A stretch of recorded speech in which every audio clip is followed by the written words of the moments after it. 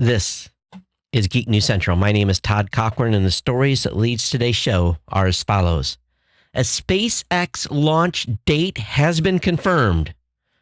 We're going to talk about a Windows emergency patch that may have caused me to leave Windows forever. Super Bowl TV deals are amongst us. We're going to talk about ATM jackpotting. And we're going to talk about the new DJI Mavic Air, plus all the news of the day. I want to welcome you to episode 1254 of the Geek News Central podcast for Monday, January 29th. This show is sponsored in part by GoDaddy.com and listeners just like you. Great deals from GoDaddy can be found at geeknewscentral.com/GoDaddy. Of course, you can support this show today at geeknewscentral.com/insider or paypal.me/Geek News. You can pick up Ohana gear at cafepress.com/Ohana store. Hey, I want to give a warm welcome to all the brand new listeners of the show. Thanks for being here. Thanks for checking us out for the very first time. And really, all you have to do is visit geeknewscentral.com and you'll get connected. You're going to be able to subscribe via Apple Podcasts, on Android, via email, Google Play, on Stitcher, on TuneIn, or via an RSS feed. If you have no idea what I'm talking about there, just click on the more subscribe options at geeknewscentral.com. We want you to get subscribed to the show. Of course, a little bit further down the page is the newsletter link, so definitely check that out as well. Of course, there's a lot more to the show than coming to the website and subscribing to the podcast. You get to hear about all the cool stuff in podcasting, all this cool tech stuff, our adventures here. That's the important thing. And so we want you definitely to become part of the Ohana. Of course, you can visit live.geeknewscentral.com when we're live. That site is up and running. But if you have comments on today's show, you can do no harm by sending me a tweet at Geek News, or you can email me at geeknews@gmail.com.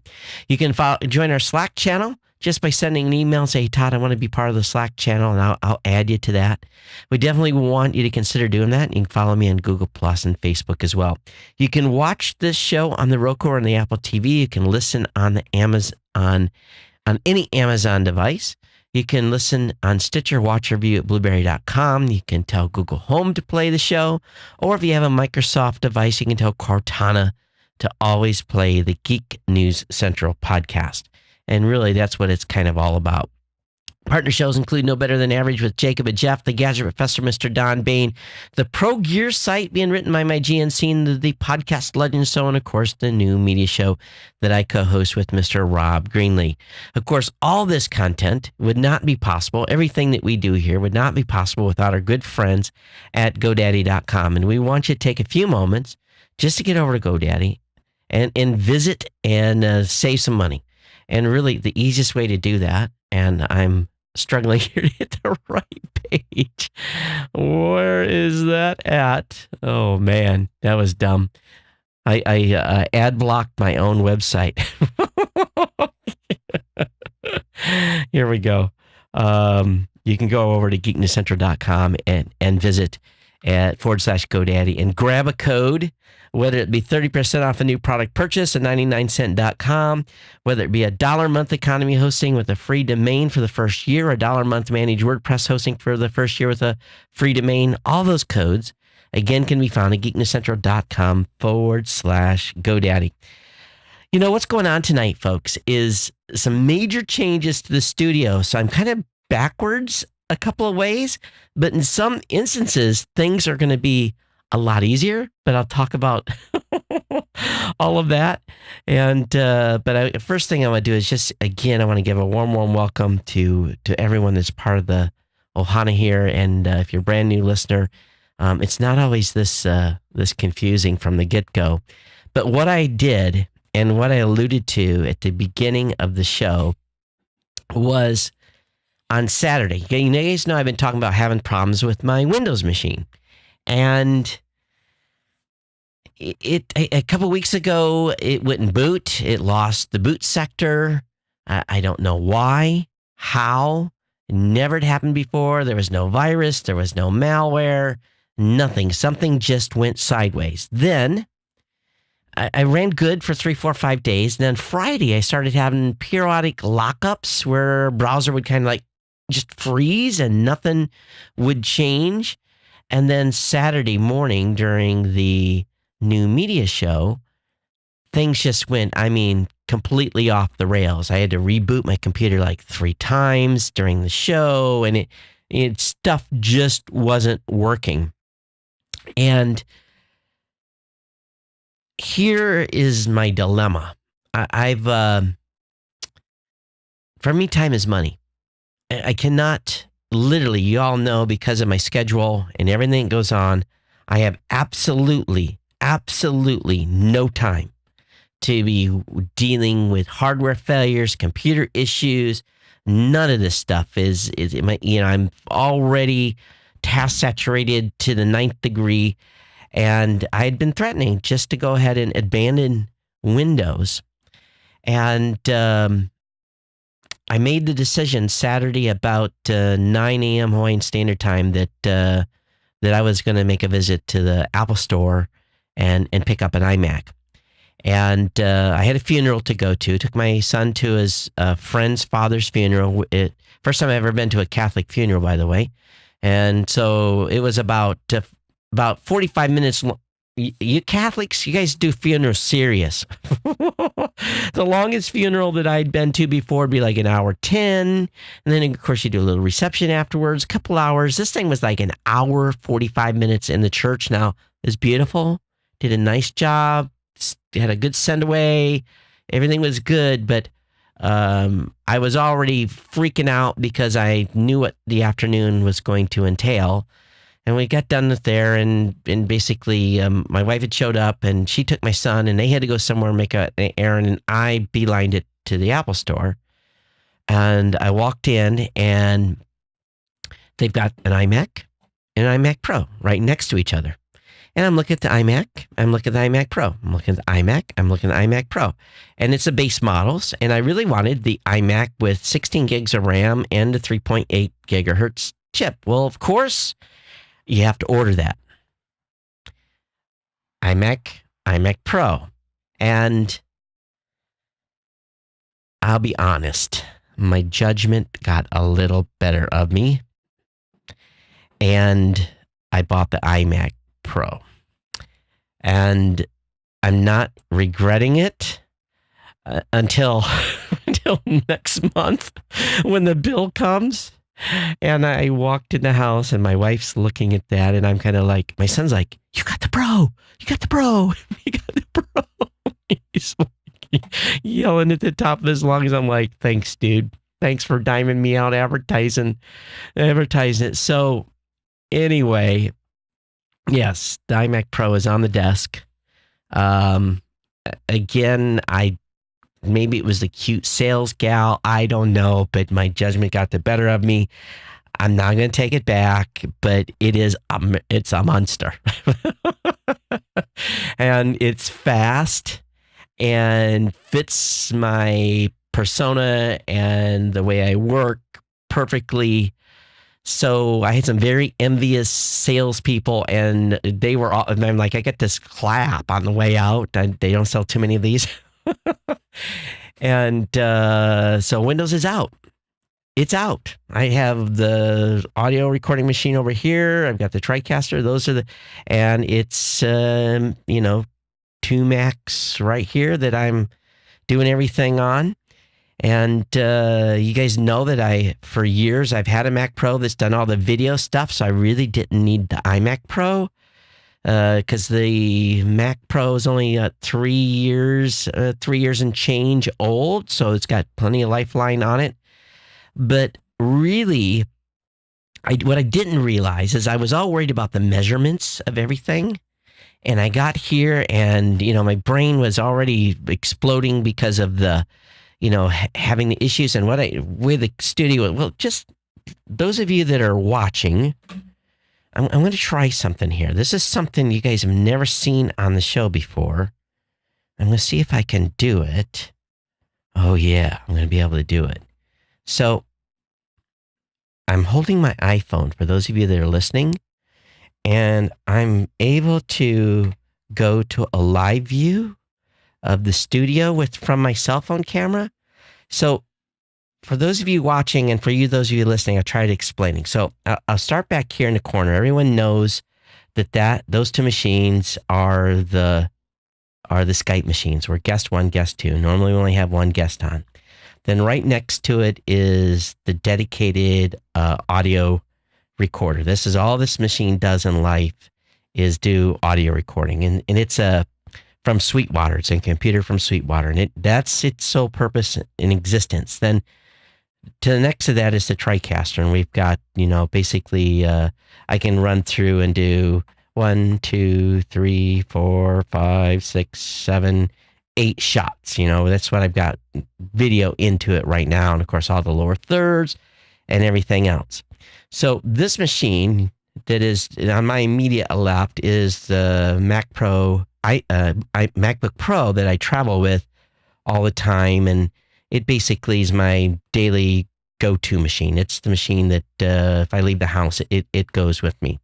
And really all I use it for during the podcast is to watch the chat rooms. So I've got the live.geeknewscentral.com and I've got facebook.com/Cochran up, and I can watch the chat room. So Mike is saying hi, Rita is saying hi, and so the shake is, that's me shaking, holding the phone. So anyway, directly in front of me now is, let's see if I can do this, is the iMac Pro that is basically going to be my everyday sit here in the office work. This is a machine that, I'm going to do 95% of the business of Raw Voice Blueberry on and show everything. This is machine I'll live on 10 hours a day. And then what changed was over here, I never used to be able to see this screen. This screen was always hidden, because this monitor that was here before, that monitor that's here on to the right of me, is the monitor that used to be directly in front of me. And it used to be dual hatted. I used to have the Windows on one input and the Mac Pro on the other. And when the show was running, the Mac Pro would just sit in the back and it'd be recording the video. Then once the show was over, then I would load Premiere and do the video editing for the show. So now, ultimately, I'll probably extend the monitor of the iMac Pro onto that, and so it'll dual hat it as well. But for now, it's just basically a machine that I can watch the status of the video recording, which I don't normally ever do anyway. But so this is kind of the layout. And of course, the cameras all had to be adjusted because everything was changing from a height standpoint, and then everything had to be rewired. Literally, I had to rewire almost the entire studio because I moved computers around, moved monitors, and did everything else. So now, in all honesty, because I never need to look at this computer on the right, everything is focused this way. So it's more natural for me to look left, look at the statuses of those machines, look at the stream, look at the chat room, and then directly in front of me do the show. And because I'm on a different type of computer now, I used to have to transfer the screen that you guys would see, and I would have to load that in a different browser. Now, whatever browser tab I'm on, it's just a one click away. I don't have to load it on another screen. So from a video standpoint, things are much, much better. So they just got to retrain the muscle memory a little bit on where stuff is, sequencing, getting the screen spaced right. For example, I don't have things stacked completely right now. I don't have the sizing right on the screens for live because it's a little spread out. It looks a little small. But ultimately, within a couple of weeks here, I think this setup is going to be much, much better for show flow. And another thing, too, is even though I've been using a Mac for years, there's certain things today that I was like, so the iMac Pro came with this beautiful keyboard, but I don't like that keyboard. And I know it's coveted by Mac users. So it's still in the box. I'm using my Dell keyboard from Windows and my trackball I'm a trackball user. I love my trackball. But I still need to relearn some Mac Windows functions, like the home button doesn't work. If I click on something, hit home, hit shift home, it doesn't work. So I got to go through now and get used to all those Mac shortcuts that I never really used too much in the past. In a couple of weeks, that'll all be good. And simple things of resizing the screen. And matter of fact, I'm going to try. Does this work? Nope, it's not that one. See, there it is. It's now I've got it Now I've got it scaled, so it's right. But anyway, it's just because I'm not using a Mac keyboard primarily, so I'm going to be looking around for maybe a different keyboard. But anyway, that's what's going on here in the studio and what kind of consumed really my whole weekend.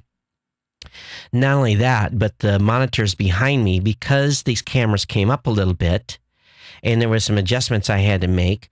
I had to move the Skype Ohanasaurus over about 3 inches, and you may not be able to see it, but there's a gap now that is back there that you can see it if you look close, but it's going to drive me crazy. So I got to get some black cardboard back there so you can't see that gap that's back there.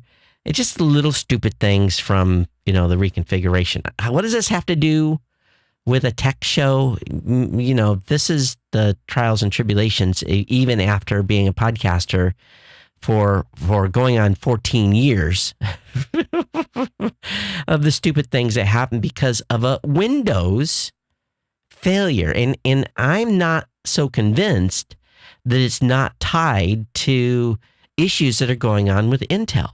And this emergency Windows patch that's going on, the machine that I was using, it was a pretty high-end machine from a Windows standpoint. And so I just didn't have time to deal with the BS. And I really had to kind of just say, okay, time to make the swap. So anyway, that's what's been happening here. And meanwhile, we're starting to see CES videos. Thank goodness, finally, right? So Isaiah got the drive, and him and I worked on a few things over the weekend too, tweaking the intro. But I'd like to. It's not wired up. So please come over to geeknewscentral.com.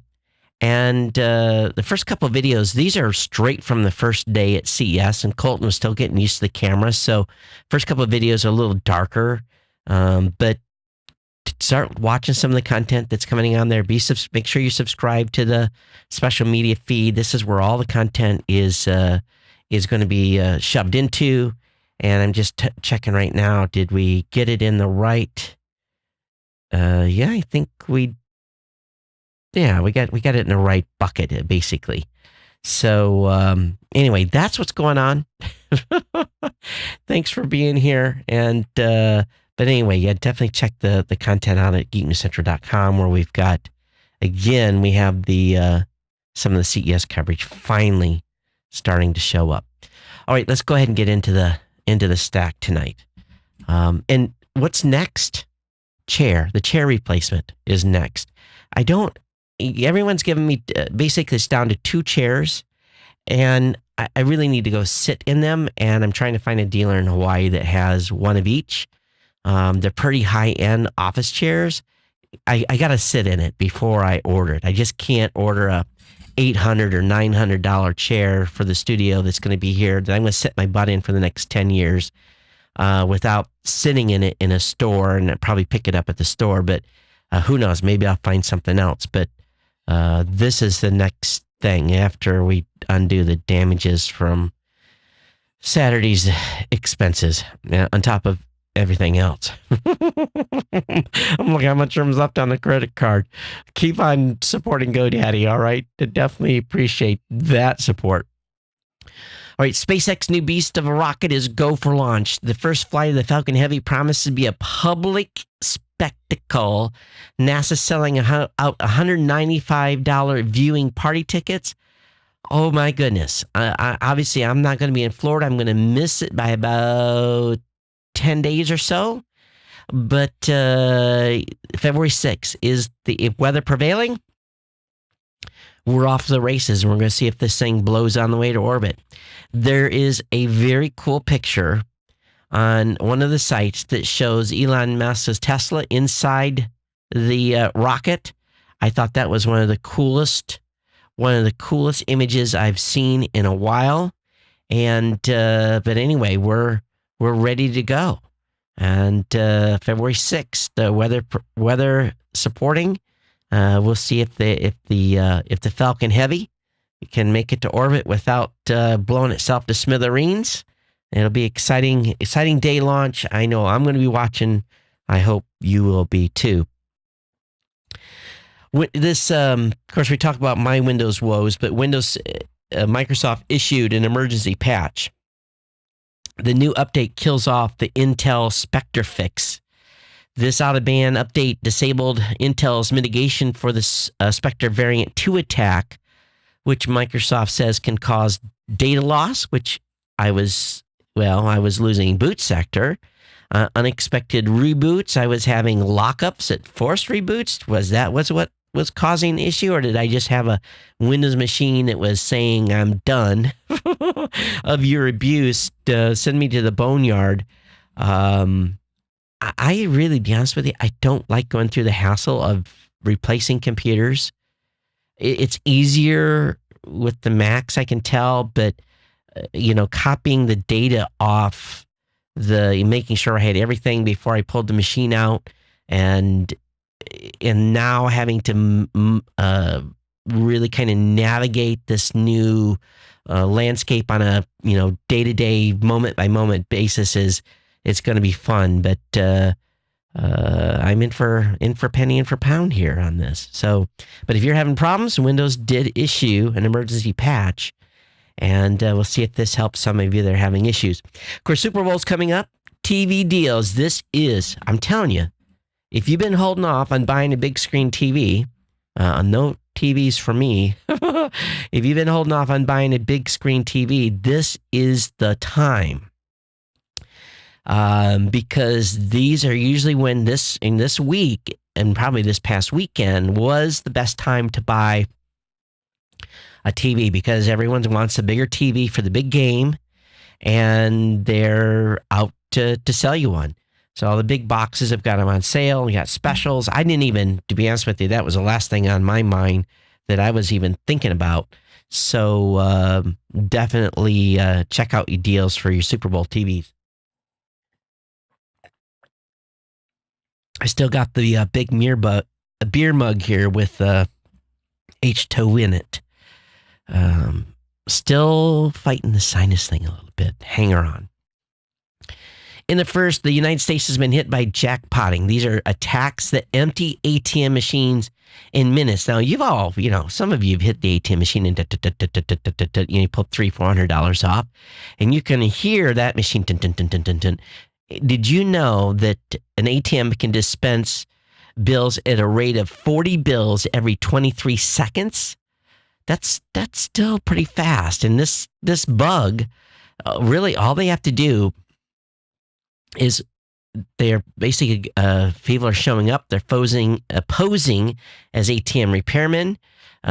They get into a specific brand of machines. They know how to basically get a probe in, and then they compromise the machine with the Plotus D malware, and then they're able to run a remote PC and drain the machine. Now, they're targeting the Diebold Nixdorf Optiva 500 and 700 series of machines, but there is a patch out from this, but this has been hitting, according to Secret Service, this is going through the United States and emptying ATM machines. So how much money does an ATM hold? Anyone know?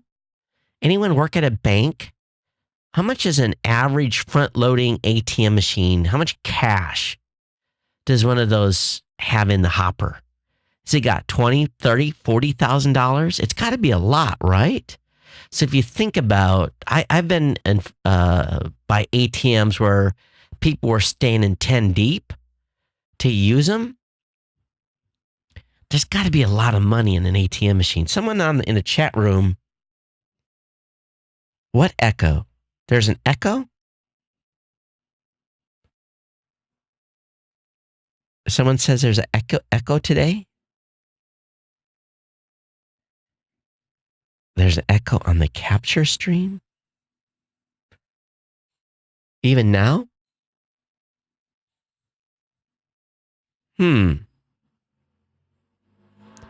Sounds like a laptop mic is on. Well, that's weird. All right, let me look here. Hang on, let me see what else is feeding. Oh, there's an input there that is on. Let me shut this input off. Oh. Is that better?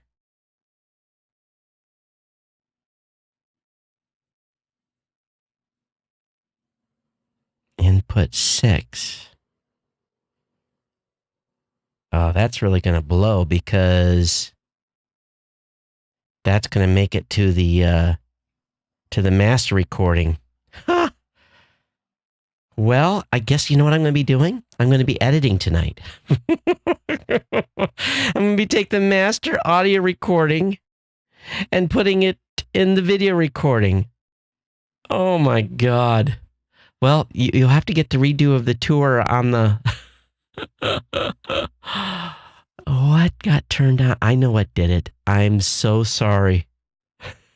You know what it is this computer, the mic was turned on. I didn't have it turned off. My absolute fault. Yes, check the chat first thing. That helps, doesn't it?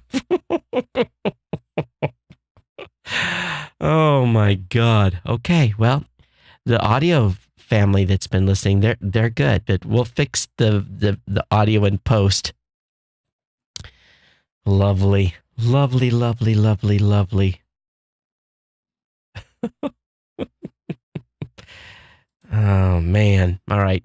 Okay. So anyway, these ATMs, they've been getting rocked and emptying them. All right, the DG Mavic Air, it's out. It's available. And I'm hearing crazy good things about this. Big announcements all over the place. And this is a new toy that DJI's come. It's not a toy. It's a nice drone. So they're saying the Mavic Air is a minor engineering marvel. The first time you set up DJI's new drone, it's like trying to solve a puzzle box. You flip, you twist while you unfold it. They've made it so it's super, super, super, super compact. And so anyway, that's the deal on that. It's shipping $799 is the starting price. It's in between a Spark and the Mavic, and everyone's pretty jazzed about it. This particular news item made me sit up in my seat a little bit. It's another one of those you've got to be kidding. Intel alerted Chinese cloud giants before the United States government about their big CPU bug.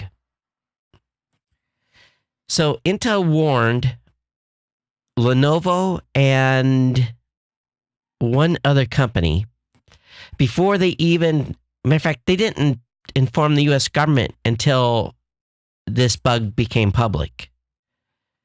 They did work with like Google and some other major partners, but they actually reached out and told China about this bug before the United States government. What's the story with that? It makes you wonder just a little, doesn't it? I think this was bad head work by Intel. But Intel was trying to keep the lid on this thing, and Intel basically told Chinese computer firms, and but Lenovo was quick out of the gate on January 3rd with a statement, along with some others. Alibaba, they told Alibaba, Intel did. It's near certainty that Beijing was aware of the information exchanged between Intel and its Chinese tech partners because local authorities routinely monitor all such communications. But why didn't they tell the U.S. government? Why didn't they tell Homeland Security? Why didn't they tell the NSA? Why didn't they tell the CIA? Someone's got their priorities wrong. I think this is very bad on Intel. It looks very, very, very bad on them. What do you guys think? geeknews@gmail.com. NASA's going to stream Wednesday's rare blue moon lunar eclipse. Not everyone's going to get to see that. We'll get to see it out here in Hawaii. But if you're on the East Coast, you don't get to see it. So weather prevailing, they will have a live stream of it that'll go down for you. So definitely have that linked up in the show notes for you tonight. Also, do you know what the difference between a retina display and versus True Tone? What the difference is? When you hear retina display on a Mac versus a True Tone display, or what's the difference between 4K and Ultra HD? You know, the first MacBook with Retina display was launched in 2012. It had a resolution of 2880 by 1800. On a 15.4-inch screen, the PPI was 220, lower than that of the iPhone 4, but its PPD was 79. Most Apple devices have a Retina display, but that doesn't tell anything about the number of pixels to expect. The screen size and resolution is very different on an Apple Watch than on an iMac.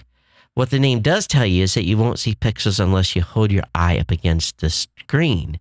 What is True Tone? Unlike the term HD, 4K, and Retina, True Tone has nothing to do with the number of pixels your screen displays. Instead, it deals with color and contrast. The goal of True Tone is to make a white screen appear white, regardless of ambient light around it. The whiter the display, the sharper the contrast. Have you ever noticed that the light bouncing off a job may appear more red in the morning and a little more yellow in the middle of the day? No, because our brains do a good job of filtering those colors out, what we see. If a screen does a good job reflecting this light, our brain doesn't know and still tries to filter what isn't there. This impacts our perceived color of the screen. True Tone compensates by adding in extra warm colors so that our brains filter out some. What remains looks closer to a white sheet of paper. So anyway, a little bit of information there. The big problem I have, too, is here in the studio, is if I look at the monitor over here, which is a lot cheaper.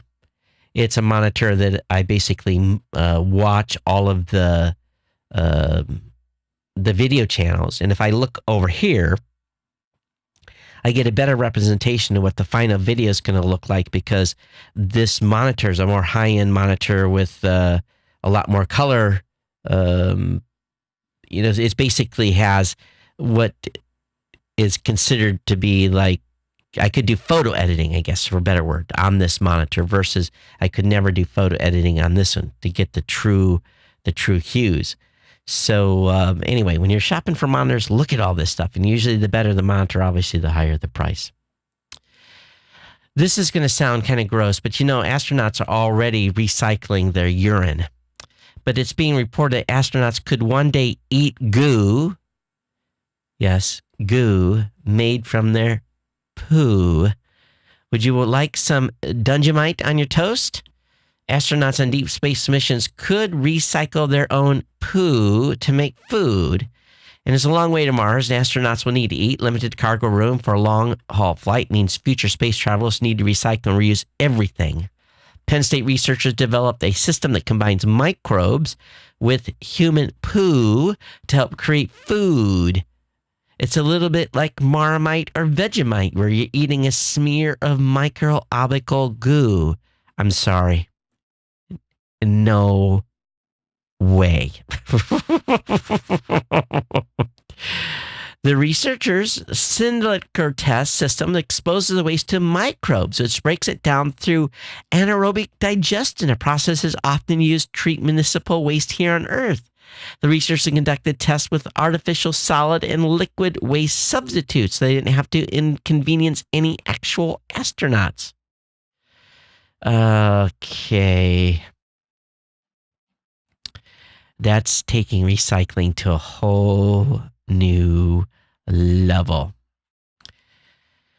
Volkswagen, back in the news, not in a good way. Animal testing is often frowned upon in almost all industries. The makeup industry, perfume industry, I believe still many of those companies still use animals in testing. But Volkswagen admits to testing diesel fumes. Yes, why you would need to test diesel fumes on monkeys is beyond me. And they were basically doing that in an effort to prove diesel's environmental cleanliness. The tests were undertaken at the Lovelace Respiratory Research Institute in Albuquerque in 2014, involved as many as 10 monkeys and had them sitting in airtight containers as they breathe exhaust fumes from a diesel-powered Volkswagen Beetle while they watch cartoons for entertainment.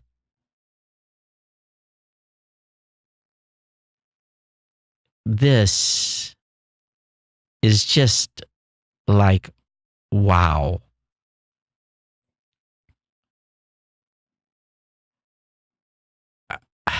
I don't even know what to say to this.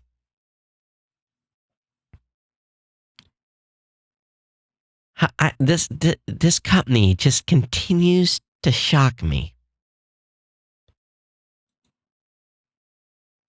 Simply incredible. 7 reasons your smartphone has slow internet speeds. Oftentimes where your router is in the house. Or too many neighbors on the same Wi-Fi channel. You ever change the Wi-Fi channel? Look for a cleaner channel? I do mine all the time. Wi-Fi noise is basically from appliances in your home. Things like microwaves, wireless doorbells, cordless phones can interfere with a signal from a router. Especially the ones at 2.4 gigs. Or, of course, if you're connected to a slow network, or you're using a slow VPN, or maybe you're on a 4G network and it's not so good. Of course, it could be your slow phone too. But anyway, I think most of you that have good internet connections, and many times probably your slow phone speed may be completely related to your signal strength that you get and or channel interference. So ever have a channel, you can't connect to your Wi-Fi, sometimes you're having issues with that. Oftentimes could be the channel problem, all right? All right, I'm not going to read through this, but some of you are going to get a tax refund. I'll probably be close to even. I hope I am. Hope I don't have to write Uncle Sam a check after looking at how much I've already paid him this year or last year.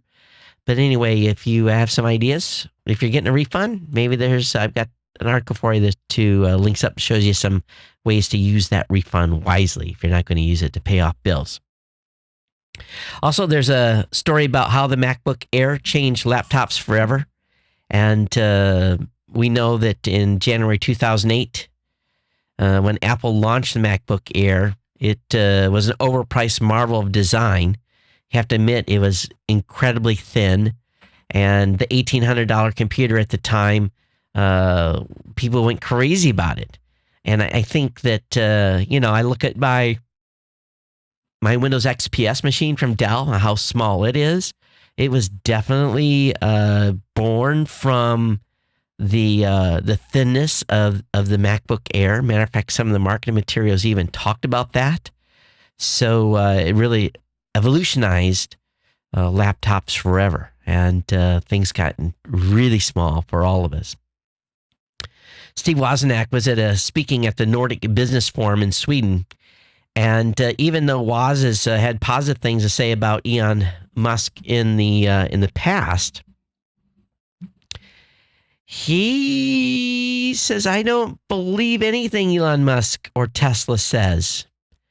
And it's largely because they never meet their timelines of when they think something is going to happen. He seemed disappointed with Musk because he says he doesn't always stick to his announced timelines. For example, Musk said in August 2016 that a Tesla would drive itself from LA to New York before the end of last year. He says that hasn't happened. Although a Model Tesla Model 3 did manage to make the trip driven by a human in record time at the beginning of this year, which reportedly led Woz to declare, "Now I don't believe anything Elon Musk or Tesla says."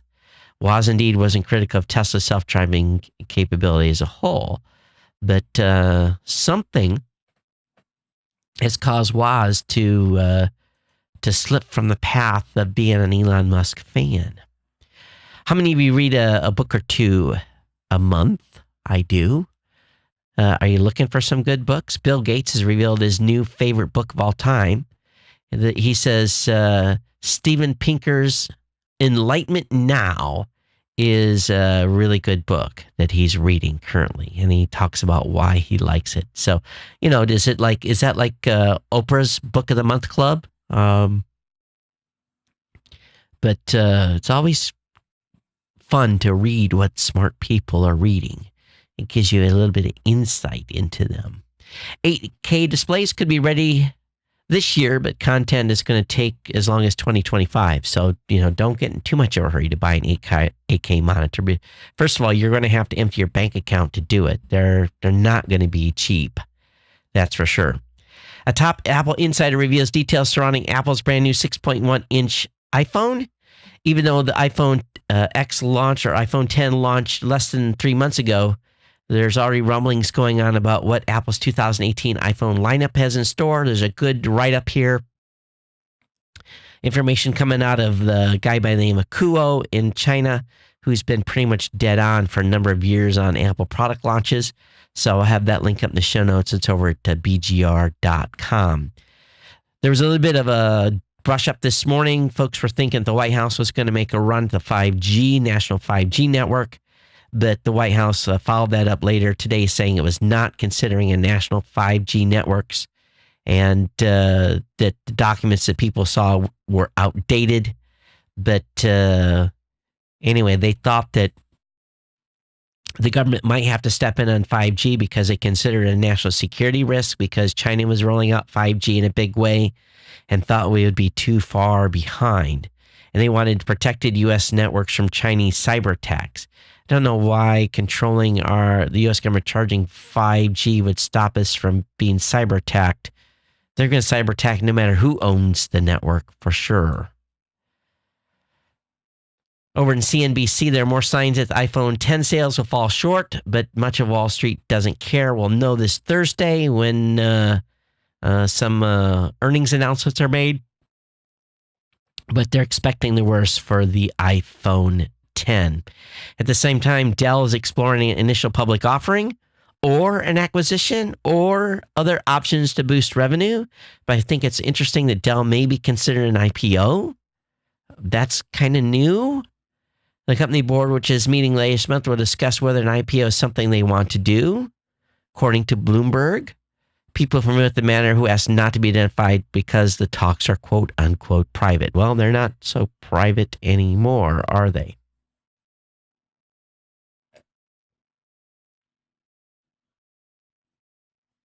All right.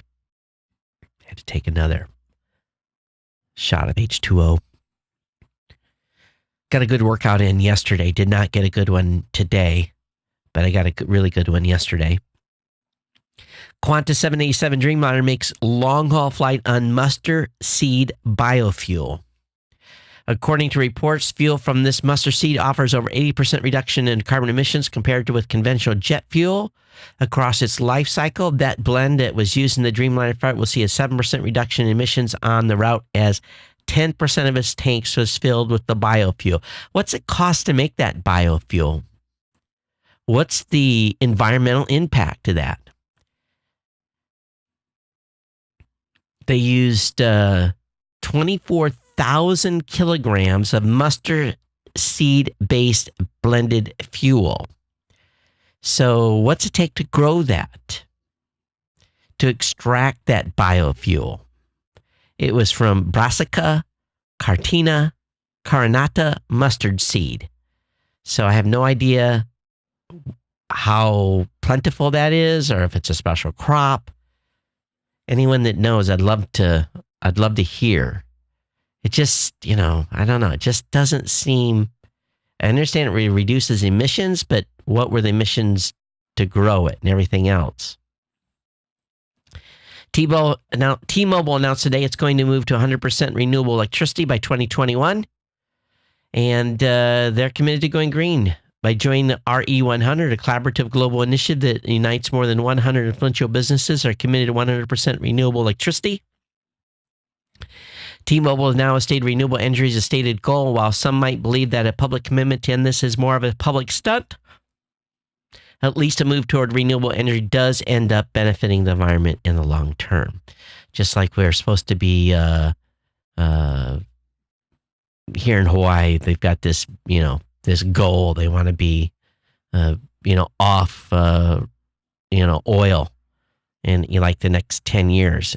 I'm sorry, I don't know how they're going to do that. It's going to be near impossible at the rate they're doing anything. BitConnect, if you remember, BitConnect lost a whole bunch of Bitcoin.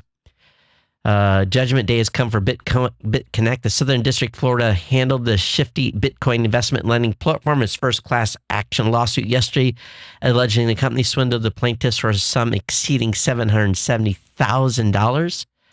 The case brought by 6 former investors named several BitConnect branches registered in the UK. More interestingly, though, it also goes after local promoters who blatantly hyped the investment scheme on YouTube and other social media channels. Dun, dun, dun. Be careful what you put your name behind. Sony, the Sony LF-S50 G Smart speaker review. It's a solid Google Home alternative.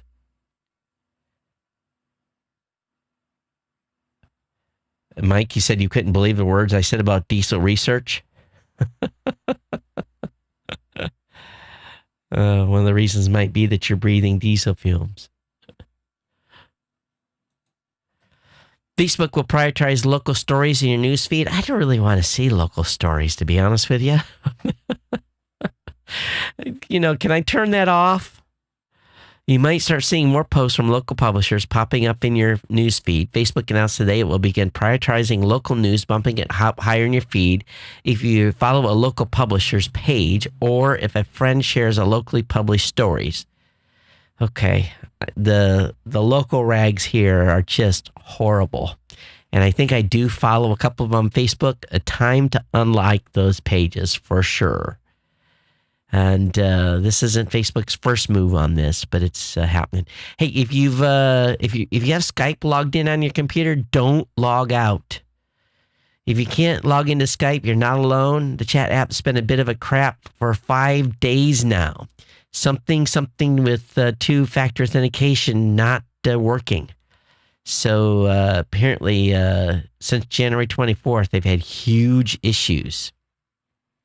If you are logged out and can't log in, you may want to try web.skype.com as a possible workaround instead of going to skype.com. Go to web.skype.com and hopefully they'll get that fixed here directly.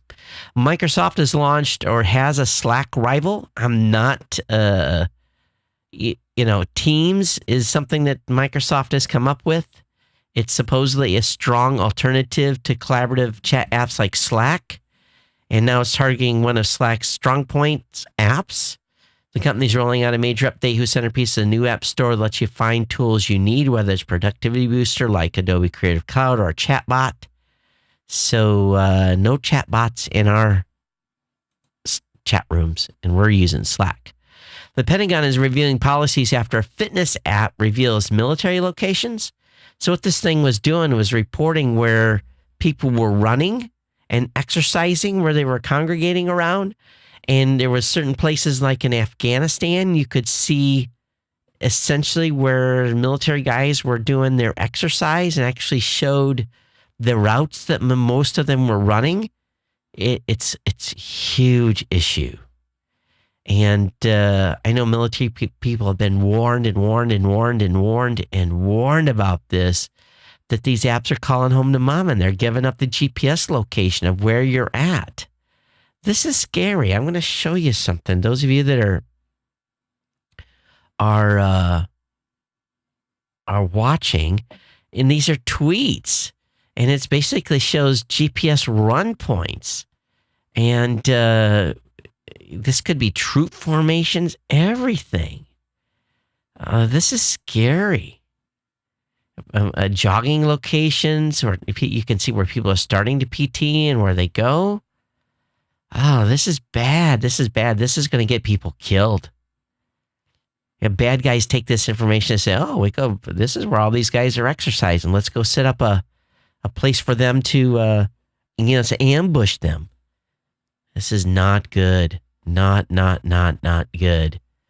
All right, military guys are listening. Please remember, turn that GPS stuff off. Don't let those apps call home. Now, from outer space, NASA postponed a spacewalk at the space station to mid-February. They moved their January 27th spacewalk to the middle of the month. They were supposed to do some fixes. Why did they push it? Oh, it's something to do with it's called the Lee. The Lee that serves as the grappling end of the station's robotic arm had a glitch. They're calling a glitch, so they're having to wait until they work through the glitch to do that. I guess if the arm's not working, you can't go where you need to go on the International Space Station. China plans to build the world's largest steerable radio telescope.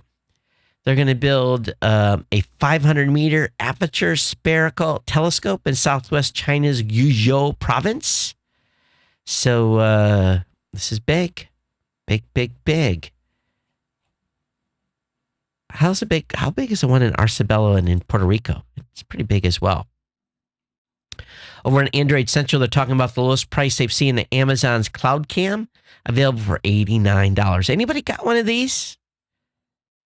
You know, Cloud Cam plans start at $6.99 a month or $69 a year, and going up to $19.90 a month or $199 a year, depending on your needs. Any of you have one of these? How good is it compared to a Nest? That's what I want to know. You have an idea that you think is worthy of issuing a patent on? Doing a patent well is very, very hard. It takes a lot of time. But this article talks about the 8 steps to basically putting a patent together. And again, they make it look easy, but applying for provisional patent is not. It's difficult. You have to do a lot of paperwork. A typical patent attorney, 10,000 or more is not a low, is basically a starting price. So you want to save that money and do it on your own. This might be a good starting spot for you. I don't know how many of you use Plex or Kodai, but the folks over at makeuseof.com are suggesting Emby instead as a media app for your big screen. Kodi and Plex are easy to use and packed with cool tricks. However, there's a third option out there now. And Emby is a media center app, as you expect. It lets you play music and videos as well as view photographs. You can download desktop version on Windows, Mac OS, Linux, and on NAS devices. The mobile is a version for Android and iOS as all. And there's also a web app. So definitely check that out if you're looking for a new media center application. Emby. Also, if you've been doing a lot of Bitcoin, and it's been a turbulent year for Bitcoin, you've lost money, you've made money, you got huge capital gains, or you've got huge losses, 1099Ks is going to be in your future. All right. You may be receiving one, or if you have a small business, you may have to issue some, but you still have to think about Schedule D. And it's an attachment to a Form 1040. And, of course, you could have also considerations for long-term capital gains as well. So, in every case, the tax rate on your Bitcoin sale depends on your method of acquiring Bitcoin and the length of time you've had it. So, in most cases, it's ordinary income. But if you bought it for investment and you've held it for more than a year, you basically are charged on a capital gain standpoint. But anyway, they've got a good rundown here how the taxes work with Bitcoin. Did you know Elon Musk also sells flamethrowers? Yes, a $500 flamethrower. I guess he sold over $4 million worth. Anyone know about this flamethrower? Is it like, I'm looking at this thing and it looks like it's got attached to a propane tank. How big is the flame on this thing? I'm going to have to go check a video out on this. $500. You can have your own flamethrower. There's been a leak and it may reveal some of the Galaxy S9 pricing. So if you're a Galaxy phone user and you've been thinking about the S9, you can definitely check this article out to give you some of the pricing breakdown. And that'll help you make a decision on which way you want to go. Apple could use ARM coprocessors for 3 updated Mac models.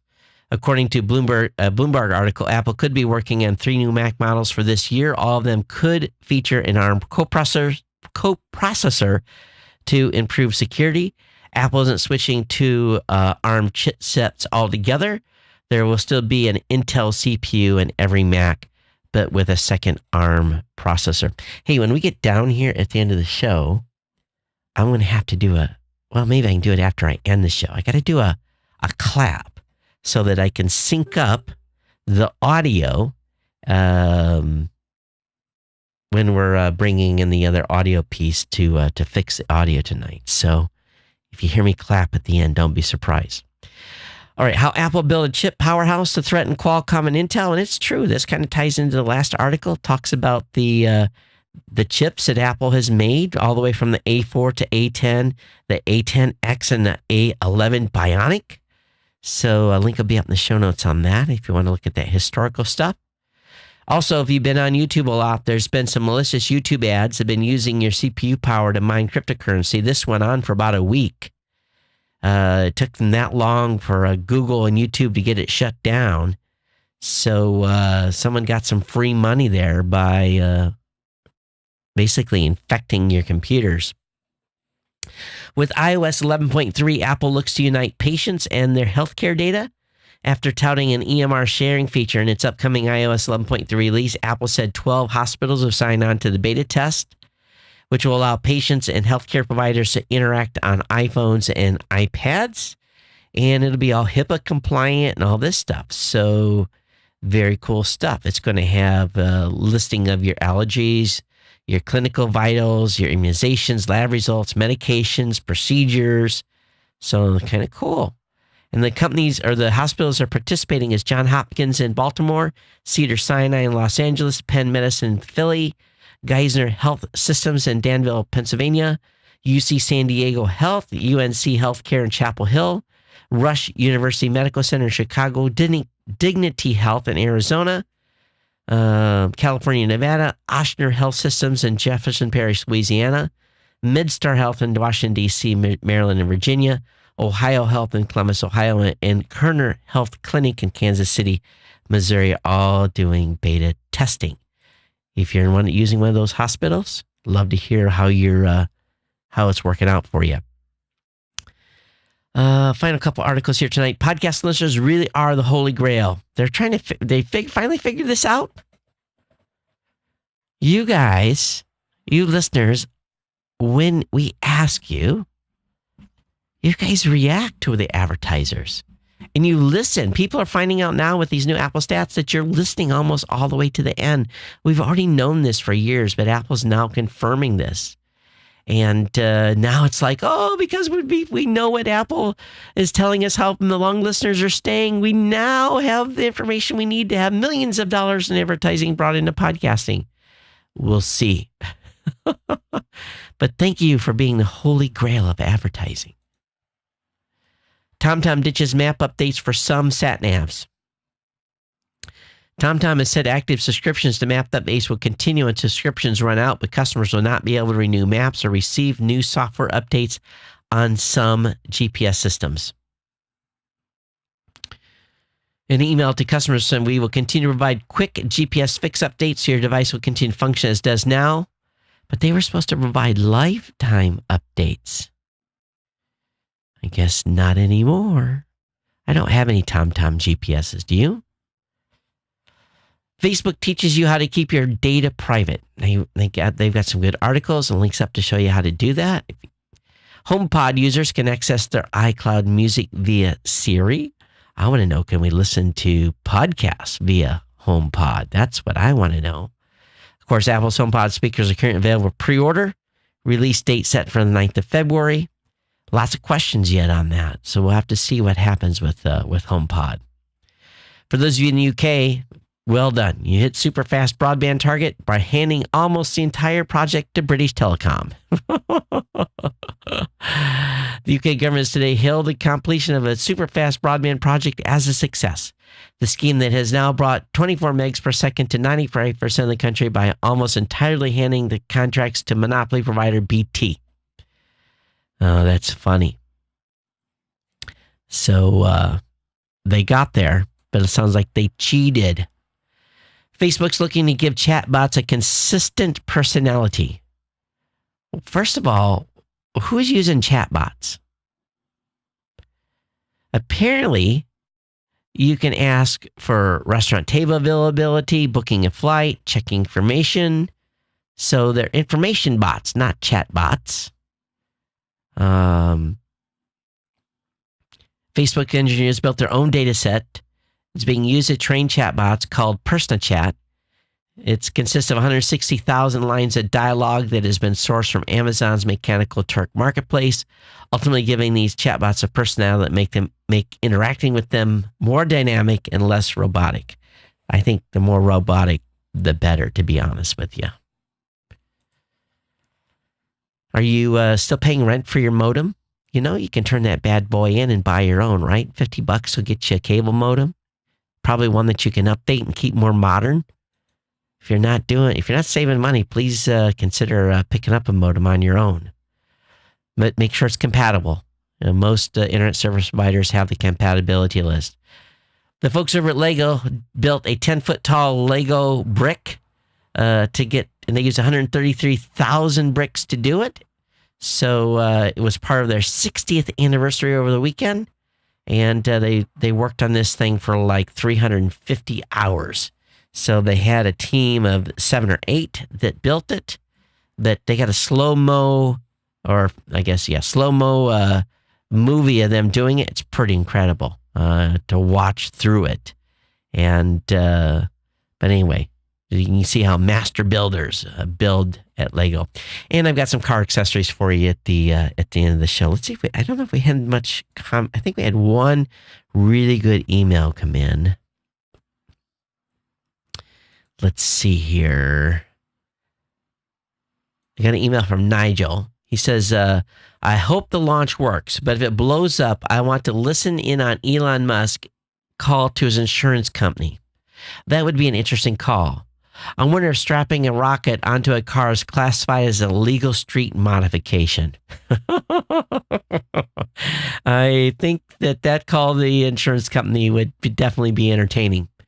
Got an email from Jim. He says, hey, Todd, great show. Regarding show number 1252 and your comment about color film in the 1960s, I'm getting schooled here, folks. You crack me up. I'm about 10 years older than you and grew up with color film in the 60s. Now, let me tell you something. My family our family albums in the 60s are black and white. I don't remember seeing any color in any family albums until the 70s. Maybe we just couldn't afford color film. He says, you crack me up. I'm about 10 years older than you and grew up with color film in the 60s. I have some color photographs of family gatherings from around 1950. We still use a lot of black and white. Most magazines were at least partly in color. If I remember correctly, being a kid then, I did not read magazines, but I do remember some magazines just had a color cover and a few color pages inside. We had color TV too.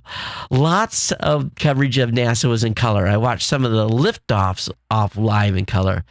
I don't think I had a color TV until, oh man, late 70s. Life and Look magazines were big color publications with lots of great color pictures. The better pictures were, of course, professionally taken. Here are some interesting facts I looked up on Wikipedia. Kodak introduced Kodachrome in 1935. That tells you much I know. The foundation of virtually all practical color processes. The 3-color method was first suggested in 1855 by the Scottish physicist James Clerk clerk at Maxwell with the first color photograph produced by Thomas Sutton for a Maxwell lecture in 1861. Okay, I'm schooled. Call me schooled. Call me schooled. All right, Jim. That was a good one.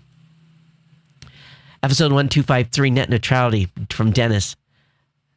Todd, I have a high respect and support your netcast. After listening to episode 1253, I want to enter my take on net neutrality. Words describe this, I think, as not fair. Net neutrality, there's nothing neutral in this regulation, but rather, I believe another example of a government takeover and control of an entity just as it did with Obamacare. I did not watch the Burger King video, but I'm sure it's like all the pro-net neutrality stances. You mentioned talking about the video. There are 2 lines, and if you want your burger in 4 minutes, one pays $4. But if you wants your burger in 2 minutes, one pays $26. In all services, is it not true? There is usually a tiered system.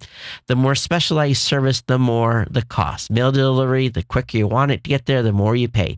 If you call a serviceman to your house outside of normal operating hours, the higher the cost. If the government takes control of who and how much bandwidth you get, how long will it be until they also control your content? Do you remember? If you like your doctor, you can keep him. Back to the Burger King video, about 2 lines. What if the government controlled this Burger King and ruled to be fair to all? There would only be 1 line. It would cost you $10 for the burger, and you must wait 3.5 minutes, at least with 2 lines. One has a choice.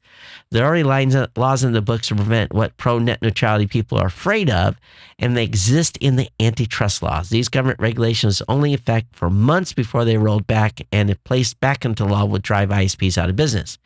If the same rules and regulations were effective in 2007 there are today, iPhone would not have been released then, but rather later and at higher cost. I believe in capitalism with government oversight, not control. I have listened and watched your netcast from the beginning. It's a podcast.